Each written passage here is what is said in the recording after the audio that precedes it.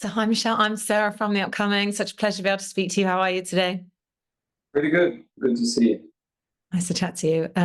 Maybe you could just kick off with a brief introduction for people who perhaps don't know anything about memory. What can they expect when they watch your film? Answer, but when I'm going to watch a movie, no matter what it is, I'm looking for a cinematic experience. And as a director, I always try to provide enough room for different audiences to relate in different ways. So I'm not that specific here.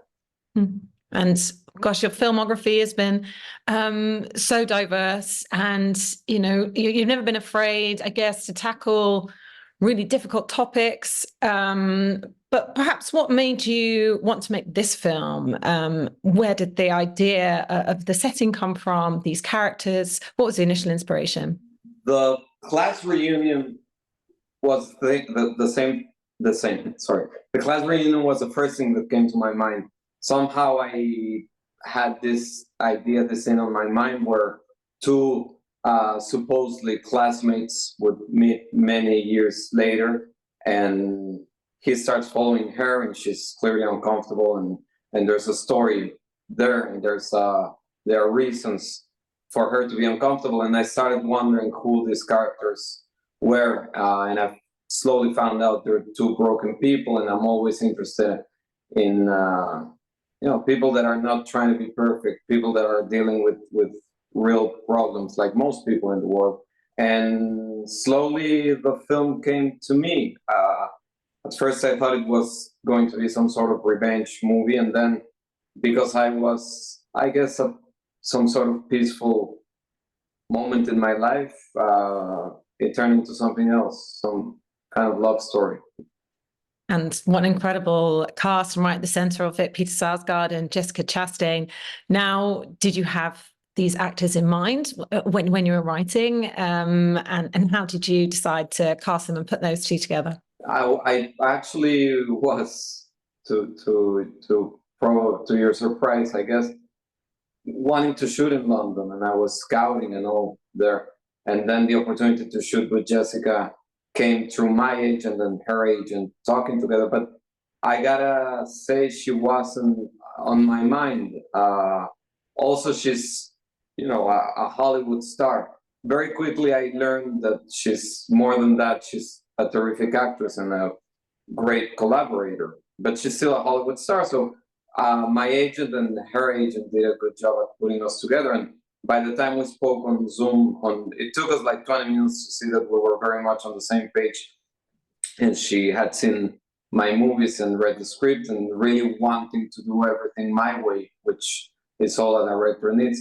And then Peter came through her. I thought that the clever way to do it was, if you want chemistry between the actors and the love story to work, I asked her who she wanted to work with, and Peter was first name that came up. We met, and I immediately saw she was right. Mm. And I was reading this other interview that you've done, and of course, when Jessica was coming on to your set, she was fresh off her Oscar win, very, very different kind of role, Tammy Faye. And I think even your producers, there was a slight skepticism there, kind of this huge Hollywood actress, she's going to be a bit of a diva. And, she was anything but on your set, no trailer, no makeup, really kind of taking on this character. So is there sometimes that sense, from others that you should sort of fear actors like this? And it's quite nice to be surprised when they're nothing like people expect. My golden rule is that I'm the main producer on every film I make. This wasn't the exception. So I listen to everyone, but I'm guided by my instinct. And the part of making films that I like the most is the work with the actors. And I never, some actors, it's not the case of this too, but some actors have a certain reputation of being complicated or anything, and I never go for that. Actors are often treated in a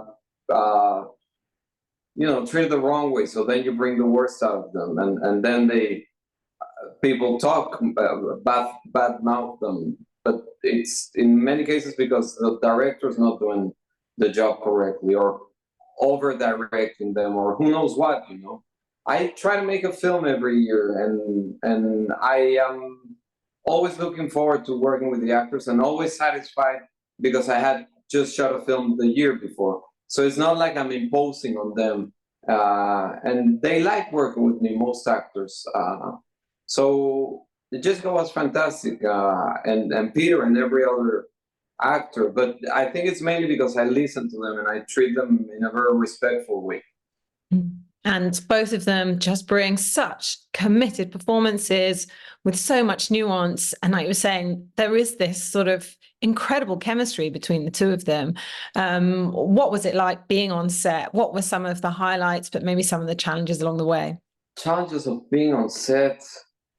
I think it's, again, what I enjoy the most are the actors, but at the same time, on the first days of shooting, you want to understand how each of them work.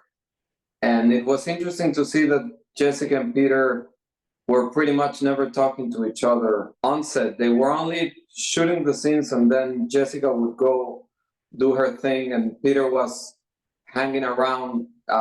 He claims because of the condition of the dementia, he was on a looser, like taking it day by day, so to speak, scene by scene. And she was keeping many things to herself, not from me, but from other actors. And that's always interesting to learn the dynamics that each movie has. And you know that on the first couple of days of shooting. And again, a director has to react to that and shape with what you are finding. And even if you shot movies with the same actors before, every time it's different. So that's always challenging, but in a positive way. And then shooting in New York was, you also hear all sorts of stories. Stay away from New York, it's too hard, it's too expensive. And it was a real pleasure. It wasn't hard at all. I had a fantastic crew that really adapted to my way of working. I shoot in order, in chronological order. I do many things that other producers, directors don't do. And the crew was always adapting to me, which I appreciate. Coming to sort of the look and feel of the film, I mean, it's sort of stripped back in every sense of the word. Not only, the settings being quite simple, we almost feel like a fly on the wall in lots of moments, but also the way the characters and the narrative unfurls. There isn't much exposition. It sort of gradually reveals itself to us. What was your approach in that sense, and what did you want to achieve by that? I don't like imposing any ideas or feelings on the audience, and I don't like a film to be about a certain specific thing that you can describe on one line and that's it. I think if something is that easy to get, then why waste 2 hours of the audience? So I'm hoping every scene has many layers, and I'm trying to do camera movements or close-ups or use music only if there's a good reason to do it, not just for the sake of it. I don't do coverage. I even hate that word coverage, which means you shoot the scene in a master shot and then you cover it from different angles.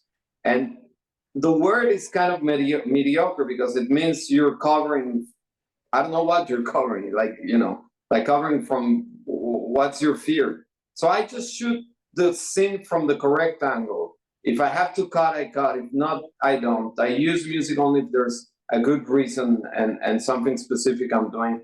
And I feel that most movies are just trying to guide the audience in a patronizing way, So I try not to do that. And again, every scene should be hopefully be read in different ways, not just be straightforward. In that sense, what do you think was one of the most hardest scenes, without sort of giving a spoiler? The one with her mother towards the end. I mean, there are so many actors in that scene and so many things going on, and it's just captured in such a clever way. But perhaps there was another scene that you found, most difficult or most important for you. No, that's definitely the hardest scene of the movie. There are many actors playing there. I gotta confess, I shot coverage because I felt like I had to cover. What if it doesn't work? that's the key scene on the film. But quickly we learned when we shot it, we kind of turned to look at each other, you know, with the cinematographer and the actors, and we all knew that we had it. Then I kept shooting a little bit more, and I'm glad I did, because I'm able to close the scene with Jessica Harper, with the mother, you know, but again, for a specific reason on the editing. Yeah, that scene was hard because Jessica's character, Peter and Jessica, arrived to the scene on a specific mood. You know, things are looking good for Sylvia, and then she finds the mother, and there's a lot going on in that scene.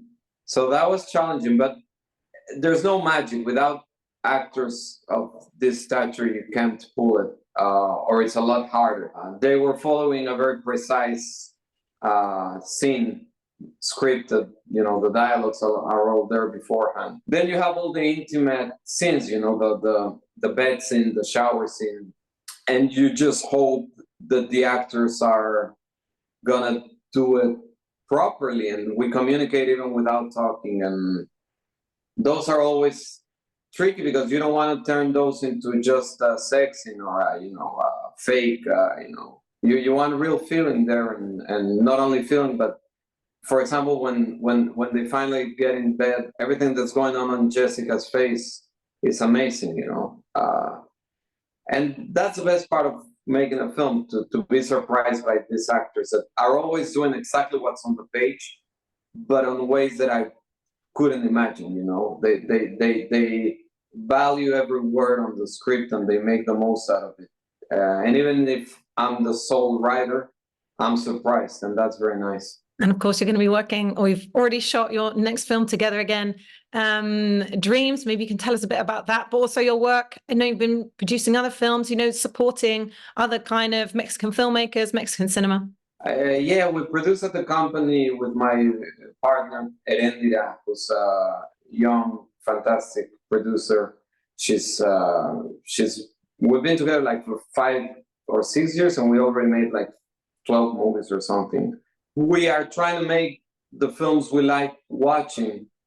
Dreams is not the exception. I don't want to tell much about it because, you know, we keep it a surprise what the film's about. But Jessica's playing a very different role, not similar at all to the one she played in Memory, and that's exciting too.